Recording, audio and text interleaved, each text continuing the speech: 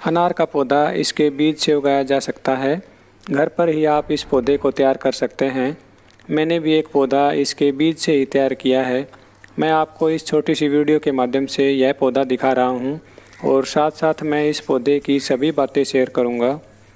बीज से उगाने के बाद छोटे से पौधे की कैसे केयर की जाती है ताकि ये एक हेल्दी पौधा बनकर तैयार हो जाए। स्टेप बाय स्टेप मैं इस पौधे की पूरी जानकारी दूंगा।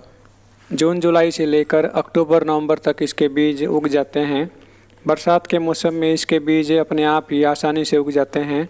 यदि आप इसके पौधे तैयार करना चाहते हैं तो आप इसके बीज बरसात के मौसम में लगा लें। ये जो पौधा आप देख रहे हैं ये 2 साल पहले मैंने एक छोटे से बीज से उगाया था। आप देखिए इस पौधे की अब कितनी अच्छी ग्रोथ हो गई है। इसमें नई नई ब्रांचेज निकल रही हैं। अनार के पौधे में गर्मी के मौसम में अच्छी ग्रोथ होती रहती है और नई नई ब्रांचेज निकलती रहती हैं। ये पौधा देखिए कितना घना हो गया है। अनार के पौधे को किसी भी प्रकार की मिट्टी में लगाया जा सकता है। यदि आप इस पौधे को रेतीली मिट्टी में लगाते हैं तो इसकी और भी अच्छी ग्रोथ होती है। हमारे यहाँ की मिट्टी रेतीली मिट्टी है। आप देखिए इस पौधे की रेतीली मिट्टी में कितनी अच्छी ग्रोथ हो गई है। 2 साल में ही ये एक बड़ा पौधा बन गया है। जब ये पौधा छोटा होता है तो इसकी थोड़ी सी केयर कर लें, उसके बाद इस पौधे में बिना किसी एक्स्ट्रा केयर के अच्छी ग्रोथ होती रहती है। जब ये छोटा पौधा होता है तो इसके पानी का ध्यान रखना पड़ता है। इसमें आवश्यकता के अनुसार ही पानी दीजिए। अनार के छोटे पौधों पर ही इनके पत्तों पर इंसेक्ट और पेस्ट का अटैक शुरू हो जाता है, जिसके कारण इनके पत्ते मुड़ने लगते हैं और इनकी अच्छी ग्रोथ नहीं होती है। इनको बचाने के लिए हमें इनके पत्तों पर नीम ऑयल का स्प्रे करना है या हम इनके पत्तों पर साफ फंजीसाइड को पानी में मिक्स कर स्प्रे कर सकते हैं। जिस प्रकार मिर्च के पौधों पर मरोड़िया रोग लग जाता है उसी प्रकार इस अनार के पौधे पर भी मरोड़िया रोग लग जाता है। मरोड़िया रोग लगने के बाद इसके पत्ते मुड़ जाते हैं और इसकी ग्रोथ रुक जाती है। यदि इस पौधे पर मरोड़िया रोग लग जाए तो आप इसके पत्तों पर राख का छिड़काव कर दीजिए। इनके छोटे पौधे से लेकर इतने बड़े साइज़ के पौधे होने तक हमें इन पौधों की बार बार रिपोर्टिंग करनी पड़ती है। जितने साइज़ का पौधा होता है लगभग उसी साइज़ का हमें छोटा पॉट लेना है।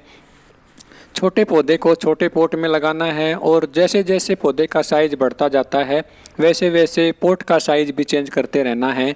इसी ट्रिक को अपनाओगे तो ये पौधा इतना बड़ा बन पाएगा।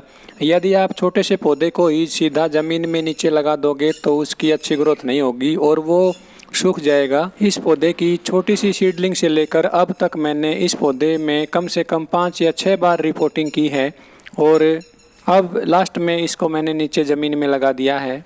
जब आप इनके छोटे पौधों को छोटे छोटे गमलों में लगाते हैं तो उन गमलों में आप कभी भी केमिकल फर्टिलाइज़र का इस्तेमाल ना करें, नहीं तो ये पौधे सूख जाएंगे। बिना किसी खाद के ही सिंपल गार्डन सॉइल में इन पौधों की अच्छी ग्रोथ हो जाती है। अनार के पौधों को अधिक से अधिक सनलाइट वाली लोकेशन में लगाना चाहिए। जितनी अधिक सनलाइट इस पौधे पर गिरती है उतनी ही इसकी अच्छी ग्रोथ होती है। शुरुआत में 1 साल तक इस पौधे की अच्छी केयर कर लें, उसके बाद आपको इसकी अधिक केयर नहीं करनी पड़ेगी। उसके बाद ये पौधा अपने आप ही ग्रोथ करता रहेगा। यदि आप इसमें पानी या खाद कम भी देंगे तो भी इसकी अच्छी ग्रोथ होती रहेगी। इन पौधों की हाइट बढ़ाने के लिए और अच्छी शेप देने के लिए आप इनकी साइड ब्रांचेज की प्रूनिंग कर सकते हैं। अनार के पौधे में आप चाहे जितना पानी दे सकते हैं, ये पौधा कभी भी ओवर वाटरिंग से नहीं सूखता है। जब इस पौधे में फ्लावरिंग शुरू हो जाए तो आप इसकी मिट्टी में अच्छी खाद दें जिसमें नाइट्रोजन, पोटाशियम और फास्फोरस की मात्रा अधिक हो। नाइट्रोजन की मात्रा बढ़ाने के लिए आप इसमें सिंपल काऊ डंग कंपोस्ट मिक्स कर सकते हैं। काऊ डंग कंपोस्ट में नाइट्रोजन की मात्रा अधिक होती है। इसकी मिट्टी में राख मिला दी जाए तो मिट्टी में पोटाशियम और कैल्शियम की मात्रा बढ़ जाएगी। और यदि आप इसकी मिट्टी में बनाना पील फर्टिलाइज़र मिक्स कर दोगे तो उसमें पोटाशियम की मात्रा अधिक होती है। इस प्रकार आप केवल ऑर्गेनिक कंपोस्ट ही इसकी मिट्टी में मिक्स कीजिए। यदि आप इस पौधे को केमिकल फर्टिलाइज़र से बचा के रखोगे तो ये पौधा अच्छी फ्रूटिंग करेगा। यदि आपको इस चैनल की वीडियोज अच्छी लगती हैं तो चैनल को लाइक एंड सब्सक्राइब ज़रूर कर लें।